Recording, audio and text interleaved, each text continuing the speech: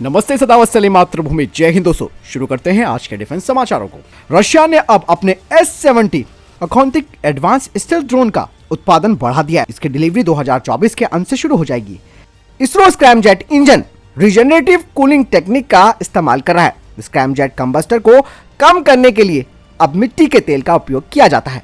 2030 तक भारत का रक्षा बजट 200 अरब तक पहुंचने की संभावना है। भारत के 130 kilonewton twin engine test bed facility का पहला लुक सामने आया। भारतीय नौसेना ने अदन की खाड़ी में MV मार्लिन लुआन पर हमले की खबर के बाद INS विशाखापत्तनम को वहां पर तैनात कर दिया है, जो कि मिसाइल गाइडेड डिस्ट्रॉयर है। दरअसल ये जहाज हूतियों के एंटी शिप मिसाइल के निशाने में आ गया था। फ्रांस की सरकार ने कॉम्पैक्ट एयरक्राफ्ट के इंजन निर्माण के लिए रोड मैप को रक्षा मंत्रालय को सौंपा। भारत और सऊदी अरेबिया का पहला एडिशन सदा तनिष्क 29 जनवरी से लेकर 10 फरवरी 2024 तक राजस्थान में चलेगा। DRDO ने फ्रांस के नेवल ग्रुप के साथ एक समझौता किया है, जिसके तहत आपस में कॉपरेशन को बढ़ाना और डिटेल डिजाइन में एंटर करना है। साथ ही भारत निर्मित AIP सिस्टम को पहली कलवरी क्लास सबमरीन में लगाना है। DRDO अब 300 किलोवाट के डायरेक्टेड एनर्जी लेजर बेस्ड हथियार पर काम कर रहा है, जो कि आने वाली cruise missile, rockets, artillery motors और UAV को खत्म कर सकता है। ट्रैप शूटर सूबेदार प्रीति रजक ने भारतीय सेना की पहली महिला सूबेदार बनकर इतिहास रचा है। उनकी यात्रा नारी शक्ति की अदम्य भावना का प्रमाण है।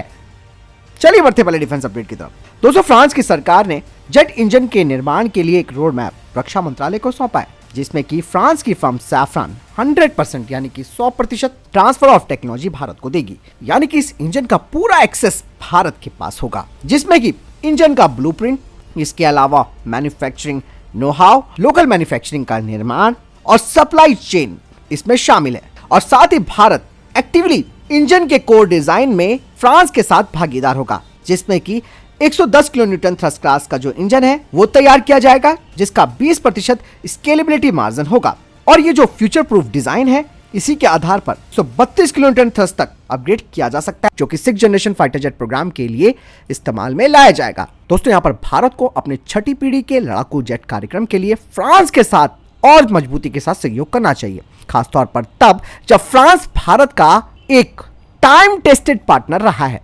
और भारत को अपने खुद के इंजन को विकसित करने के लिए हर संभव प्रयास फ्रांस के साथ करना चाहिए, क्योंकि आप सब जानते हैं कि जियोपॉलिटिक्स बदलती रहती है और हम अब अपनी रक्षा के लिए किसी और पर निर्भर नहीं रह सकते हैं।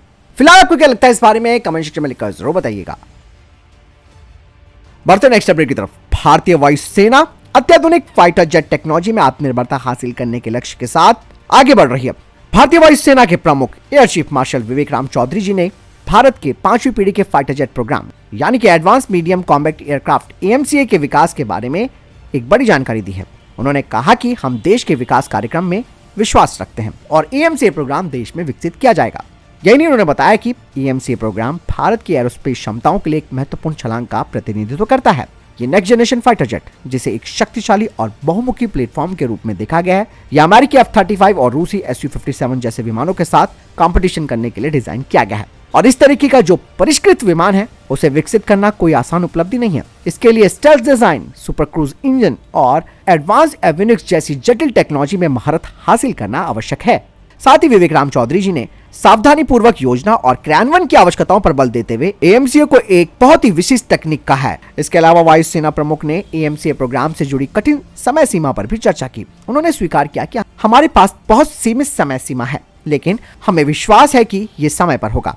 भारत के वैज्ञानिक, इंजीनियर और तकनीशियनों की जो क्षमताओं में यह अटूट विश्वास AMCA प्रोग्राम को सफल बनाने के लिए भारतीय वायुसेना की अटूट प्रतिबद्धता को रेखांकित करता है। AMCA का सफल विकास न केवल भारतीय वायुसेना की वायु शक्ति को मजबूत करेगा, बल्कि भारत को वैश्विक लड़ाकू जेट बाजार में एक प्रमुख खिलाड़ी के रूप में भी स्थापित करेगा। बात साफ हो जाती है कि भारतीय वायुसेना AMCA को पूरी तरीके से सपोर्ट कर रही है, लेकिन जहां तक बात टाइमलाइन की है, वो बहुत ही ज्यादा टाइट है। इसीलिए समय पर इसका निर्माण होना बेहद जरूरी हो जाता है। बढ़ते नेक्स्ट अपडेट की तरफ। बेंगलुरु स्थित company Tescan system India private limited ने एक advance photon high speed camera तैयार किया है DRDO प्रूफ रेंज में। बता दें कि यह उपकरण, जिसे कि स्पीड डेमन कहा जा रहा है, ये किसी भी हथियार के परफॉर्मेंस को बिल्कुल सेकंड्स में पकड़ लेते हैं। साथ ही ये फायर आर्म की दरारों से लेकर मिसाइल की उग्र उड़ान को भी कैप्चर कर सकते हैं। और यही नहीं, यह उपकरण लक्ष्य को सटीकता के साथ ट्रैक कर सकता है और डेटा की एक जटिल टेपेस्ट्री उत्पन्न करता है, जिसमें कि प्रोजेक्टाइल की वेलोसिटी, ट्रेजेक्ट्री, एरोडायनेमिक कैरेक्टरिस्टिक शामिल है। मान लीजिए कि तेज गति की गोलियां हवा में उड़ रही हैं और उनका नामो निशान भी नहीं छूटा, लेकिन टेस्कॉन का कैमरा अपने फास्ट कैम नोवा और CMOS इमेज सेंसर के साथ क्षण भर में उसके आश्चर्यजनक विवरण जमा कर सकता है और वे मेगापिक्सल रेजोल्यूशन पर 16,000 प्रति फ्रेम सेकंड की तीव्र गति से रिकॉर्ड करता है, जो कि किसी भी गतिविधि को बारीकी से पकड़ते हैं। ऐसी गति आंखों के लिए या फिर समय को फिर से घुमाने जैसा होता है, जो प्रोजेक्टाइल फ्लाइट की छिपी हुई दुनिया को प्रकट करता है। टेस्कॉन की यह तकनीक कोरियोग्राफर के रूप में काम करती है, मिसाइल के हर मोड़ को पकड़ती है, इसकी सटीकता की पुष्टि करती है और इसके उड़ान पथ का विश्लेषण करती है। ये डेटा डेवलपर्स को युद्ध के मैदान पर सटीकता सुनिश्चित करने के लिए फाइन ट्यून गाइडेंस सिस्टम्स को ठीक करने की अनुमति देता है। बता दें कि टेस्कॉन की ये तकनीक उन्नत इंजीनियरिंग और रक्षा अनुसंधान में भारत की बढ़ती हुई शक्ति का प्रमाण है। चलिए बढ़ते हैं नेक्स्ट अपडेट की तरफ। दोस्तों, अमेरिकी फर्म जनरल इलेक्ट्रिक अब एक परफॉर्मेंस अपग्रेड कर रही है F404 इंजन का, और आप सब जानते हैं इन इंजनों को 180 तेजस मार्क 1 एयरक्राफ्ट में लगाया जाएगा। बता दें कि ये जो कदम है वो इस इंजन की इनहांस ऑपरेशनल एफिशिएंसी को बढ़ाने और लाइफ साइकिल कॉस्ट को कम करने के लिए है, जो कि खास तौर पर भारतीय वायुसेना के लिए ही किया जा रहा है। बता दें कि इसमें सॉफ्टवेयर अपग्रेड्स और स्पेसिफिक इंजन ट्विक्स यानी कि और ये जो मामूली बदलाव है दोस्तों, वो मौजूदा F404 इंजन की एग्जिस्टिंग जो फंक्शनैलिटी और इंप्रूव फ्यूल एफिशिएंसी पर केंद्रित है, जो कि लॉन्ग रेंज और एक्सटेंडेड डिप्लॉयमेंट ड्यूरेशन को बढ़ाएगा तेजस फाइटर जेट्स के लिए। चलिए बढ़ते हैं नेक्स्ट अपडेट की तरफ। दोस्तों, अमेरिका ने जहां तुर्की को F-16 फाइटर जेट बेचने को मंजूरी दे दी है, तो वहीं दूसरी तरफ दोस्तों तुर्की के दुश्मन ग्रीस को भी F-35 फाइटर जेट्स की बिक्री को मंजूरी दे दी है और F-35 F-16 विमान से काफी घातक है। नई डील के तहत जहां तुर्की को 40 नए F-16 मिलेंगे, बाकी उसके 79 फाइटर जेट्स को अपग्रेड किया जाएगा। वहीं ग्रीस को 40 F-35 lightning 2 joint strike fighter jets मिलेंगे और उससे जुड़े इक्विपमेंट्स मिलेंगे।